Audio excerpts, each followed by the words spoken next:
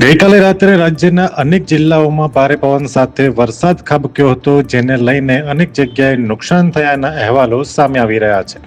અમદાવાદ, દાહોદ, વાવ, થરાદ, આણંદ અને ડાંગમાં ઝાડ અને પતરા ઉડ્યાની પણ ઘટનાઓ સામે આવી છે. તો વાવ, થરાદમાં ખેતરમાં રહેલા પાકને પણ નુકસાન થવા પામ્યું છે. બાજરી જેવા ઉનાળુ પાકમાં પવન અને વરસાદથી નુકસાન જોવા મળ્યું છે.